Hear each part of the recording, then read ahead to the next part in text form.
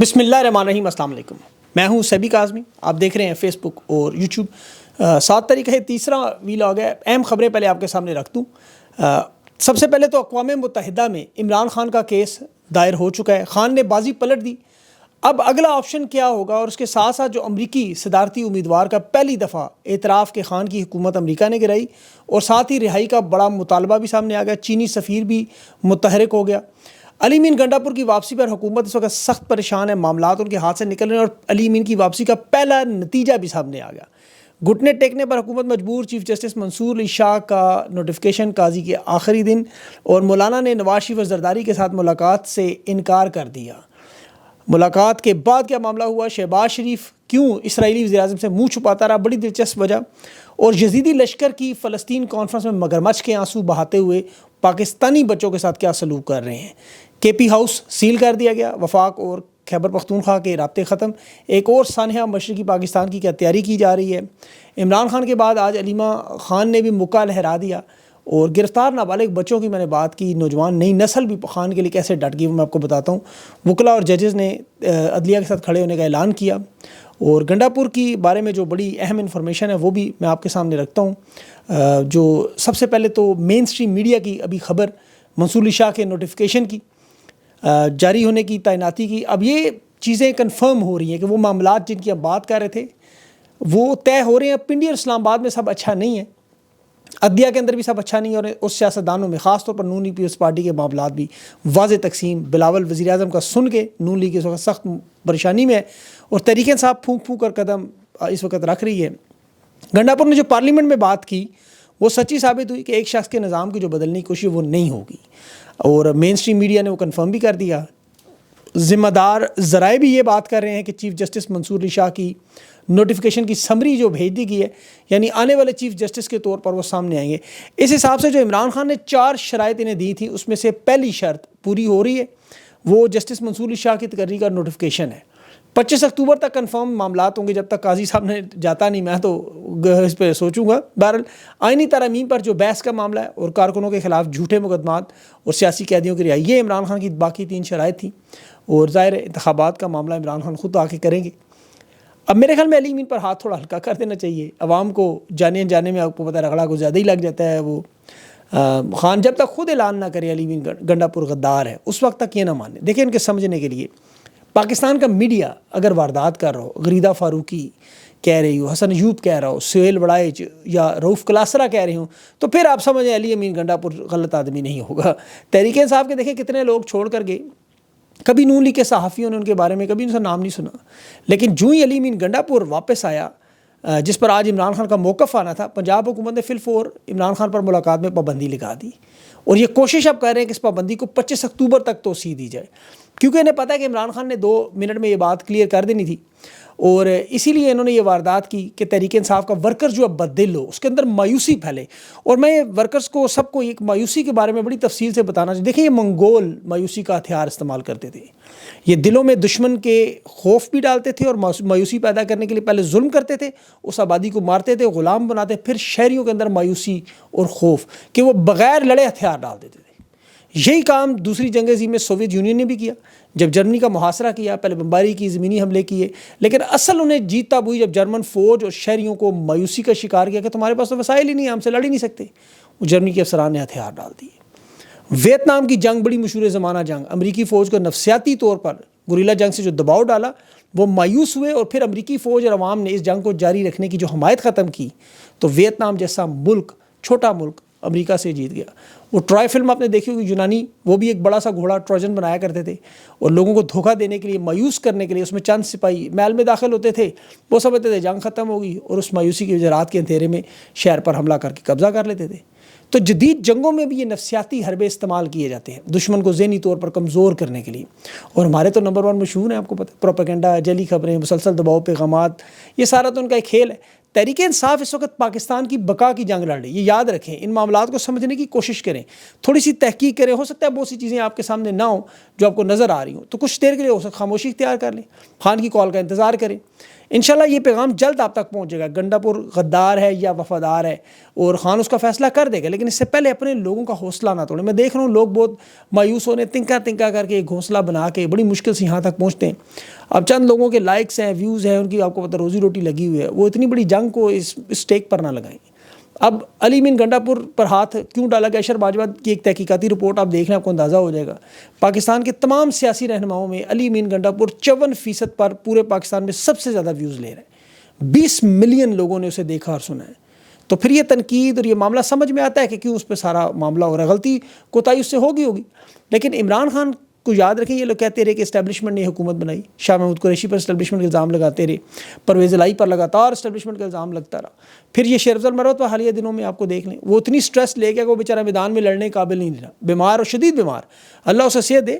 اب علی بن گنڈا پور کے ساتھ بھی یہ کام نہ کریں. یہ آپ کا فرنٹ رنر ہے, اس جنگ کا سپہ سالار ہے, خان کا سپاہی ہے. اس پہ اعتماد کریں اور عمران خان کا انتظار کریں.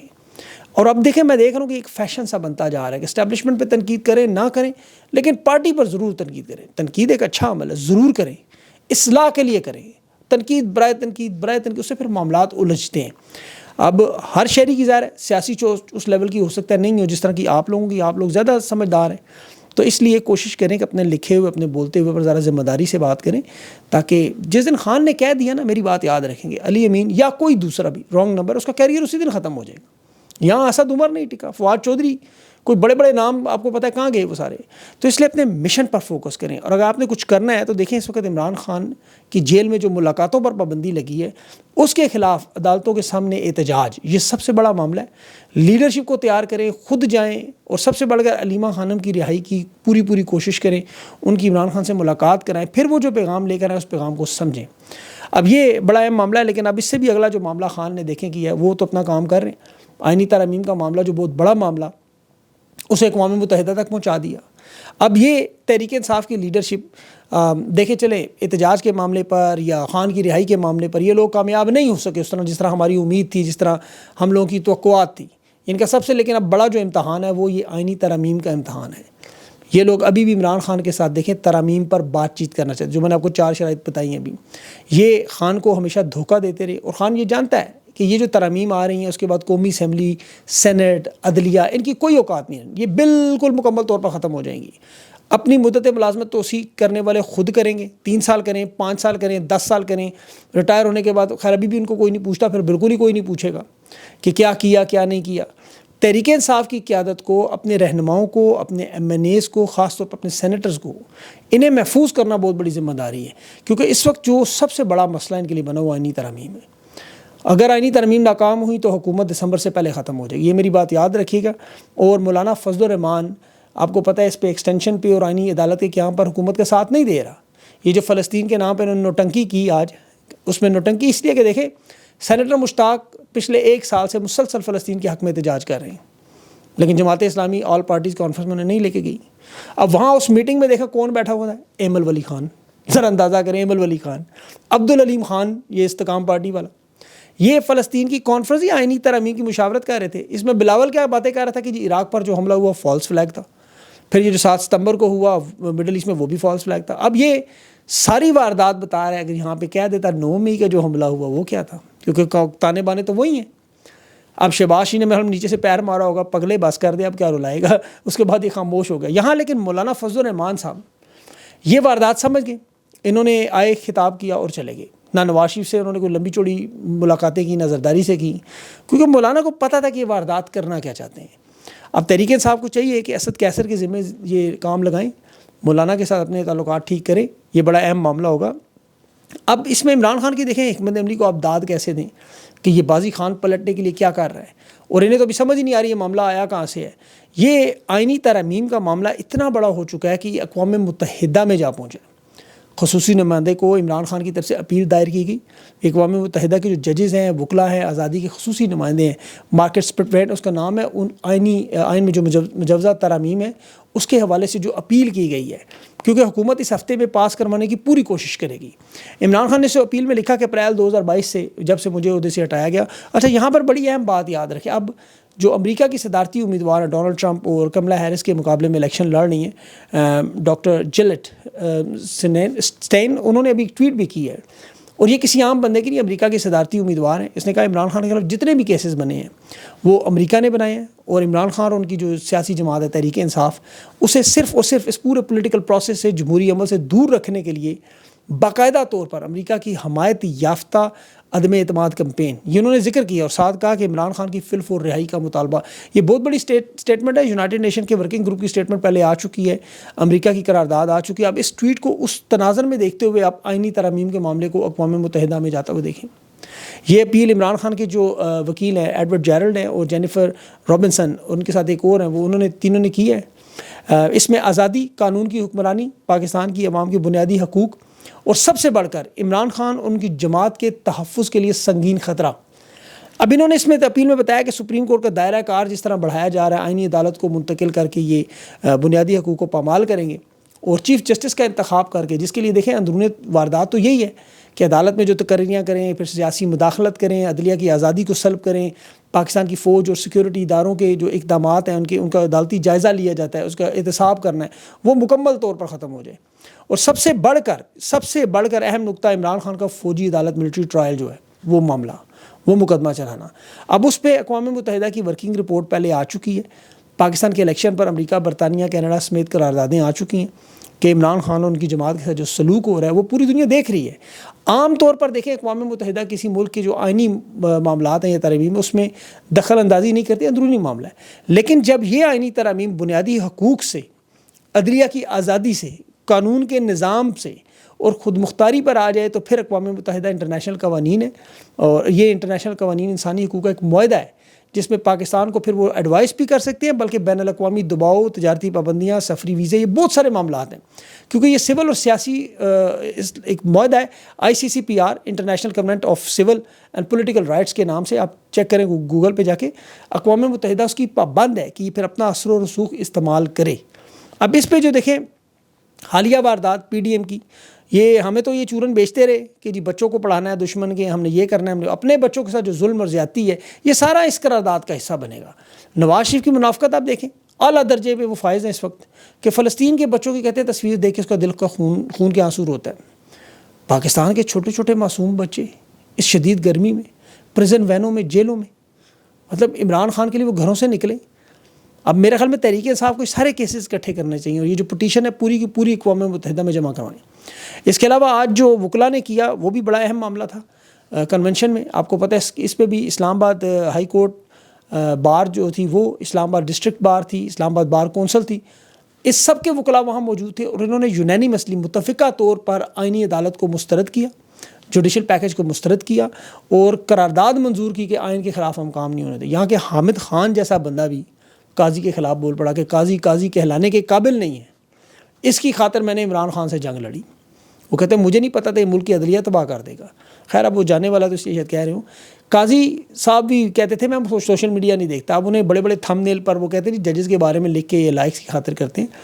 خود انہوں نے بڑے بڑے بل بورڈ محب وطن پاکستانیوں کے سنموں پہ جا لگوائے، تو وہ ٹھیک تھا، یہ تھم نیل بنائے تو انہیں تکلیف. اور قاضی صاحب یہ بھی فرما رہے تھے کہ ججز کو قانون کی ٹریننگ دلوانی چاہیے. اب ان کے مرحلے 15-18 دن رہ گئے ہیں، تو اس وجہ سے جب یہ ریٹائر ہوں تو پھر آرام سے انسانیت کا کورس کریں، غیرت کا کورس کریں، شرم سیکھیں، آئین اور قانون کا مطلب جانیں، انصاف کو پڑھیں، اور تھوڑا سا اگر اخلاقیات بھی سمجھیں تو زیادہ بہتر ہوگا. ان کے پاس اب بڑا وقت ہوگا آگے ریٹائرمنٹ کے بعد. اب طاقتور اداروں میں جو مسائل ہیں، اختلافات ہیں، اس کی اگر میں بات کروں تو زبردستی آج انہوں نے نواز شریف زرداری کو بٹھا تو دیا، کیونکہ شنگھائی تعاون تنظیم کانفرنس بھی ہے، بلاول کو بھی بٹھا دیا، اسحاق ڈار کو بھی بٹھا دیا، لیکن ان کی صرف شکلیں آپ دیکھ لیں، آپ یقین کریں ان کے حالات واقعی شکلوں پہ لکھے ہوئے تھے. وہ تصویریں جو آئی ہیں ان سے نظر آ رہا ہے کہ کیونکہ پتہ ہے یہ نااہل بھی ہیں، کرپٹ بھی ہیں، بدعنوان بھی ہیں، اور اوپر سے نفسیاتی مریض بھی ہیں. آج جو شہباز شریف نے بلنڈر مارا، وہ نیتن یاہو کو کہہ رہا کہ اس کی عزت کر رہا تھا، کتنی عزت سے بلا رہا تھا، کہتا ہے کہ وہ میرے سامنے آیا، میں چھپ گیا کہ ہاتھ نہ ملانا پڑے. وہ سامنے آ جاتا کیا کرتا، اس کو تو چاہیے سامنے آ کے کہتا میں نہیں ملاتا ہاتھ.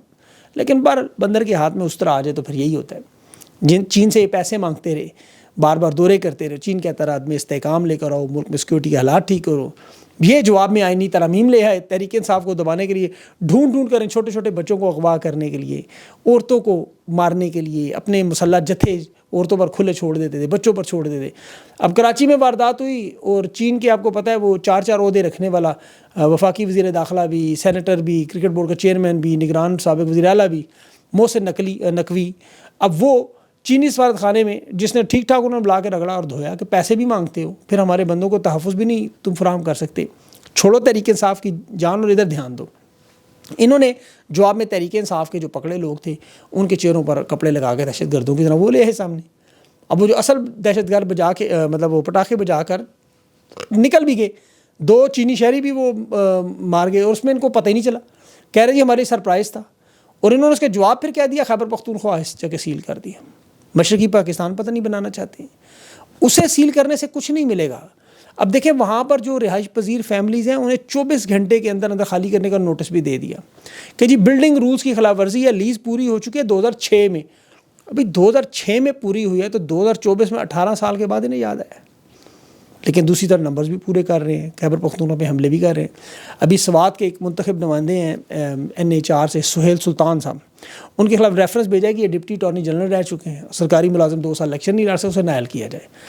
تو نمبرز گیم پوری کرنے کی کوشش ان کی پوری ہے. ابھی نواز شریف نے ایک وہ عادل بازئی کی بھی نائلی کا ریفرنس بھیجا تھا اس کو, سردار ایاز صادق کو, اس نے پھر آگے الیکشن کمیشن کو بھیجا کہ جی آرٹیکل 63A کے تحت نشست خالی کرائیے, کہ پارٹی کی بات مانے بغیر اس نے ووٹ دیا. حالانکہ آرٹیکل قاضی نے بھی بدل دیا لیکن یہ پرانے آرٹیکل پہ واردات کر رہے ہیں. پر اس پہ دیکھیں آپ ٹھنڈ پروگرام رکھیں, اس کی وجہ نمبرز پورے کرنا حکومت کی ذمہ داری ہے. تحریک انصاف کی ذمہ داری صرف اور صرف اپنے لوگ بچانا ہے اور ڈی چوک سنبھالنا ہے, معاملات چلانے. ابھی بہت سی اپڈیٹس ہو رہی ہیں, ویڈیو آلریڈی بہت لمبی ہو چکی ہے. انشاءاللہ کوشش کروں اگلے انٹرویو میں اس کو کور کروں. اپنا خیال رکھیں, مجھے اجازت دیں, اللہ حافظ.